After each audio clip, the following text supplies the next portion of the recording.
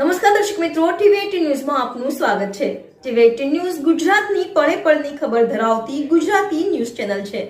હવે જોઈએ મુખ્ય સમાચાર। 3 જ દિવસમાં 16 વાહન પકડી રૂપિયા 4.33 કરોડનો મુદ્દામાલ જપ્ત। 3 જ દિવસમાં 16 વાહન પકડી રૂપિયા 4.33 કરોડનો મુદ્દામાલ જપ્ત। ગાંધીનગરમાં ખનીજ ચોરો સામે કલેક્ટર તંત્રની કાર્યવાહી યથાવત। માર્ચ મહિનામાં બિનઅધિકૃત રીતે ખનીજ વાહનના 58 કેસોમાં 1.34 કરોડનો દંડ વસૂલવામાં આવ્યો।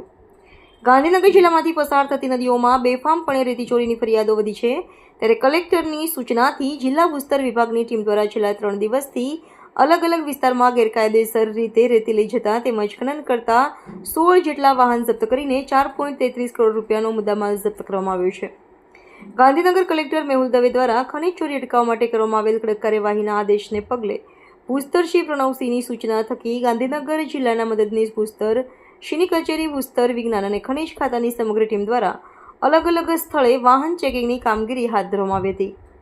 દરમિયાન છેલ્લા 3 દિવસમાં રાત્રિ અને દિવસે કરાયેલી તપાસમાં જિલ્લાના લેકાવાડા, Kalol, Vaishnodevi, Galudan, Nana Chiloda, Adraj, gift city, Nandol, Radheja, Mansa highway, Lekawada, Palaj road જેવા અલગ અલગ વિસ્તારોમાં 16 જેટલા વાહનો જપ્ત કરીને 4.33 કરોડ રૂપિયાનો મુદ્દામાલ જપ્ત કરવામાં આવ્યો છે। આ વાહનો ગેરકાયદેસર રીતે રેતી લઈ જતા હતા તેમજ કેટલીક જગ્યાએ તેની ચોરી કરવામાં આવતી હતી, તો સંગ્રહ સંબંધિત ફરિયાદોના આધારે આ કાર્યવાહી કરવામાં આવી હતી। આગામી દિવસમાં જપ્ત કરાયેલા આવા વાહનોના માલિકો પાસેથી દંડની રકમ પણ વસૂલ કરવામાં આવશે। તો માર્ચ મહિનામાં 58 જેટલા કેસ કરવામાં આવ્યા હતા અને તેમાં 1.34 કરોડ રૂપિયાનો દંડ પણ વસૂલ કરવામાં આવ્યો છે। આ જ પ્રકારે આગામી દિવસોમાં પણ કામગીરી ચાલુ રાખવાનો નિર્દેશ તંત્ર દ્વારા આપવામાં આવ્યો છે।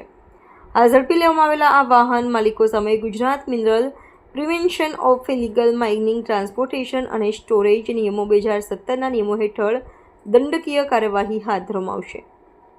ટીવી18 ન્યૂઝ, ગાંધીનગર।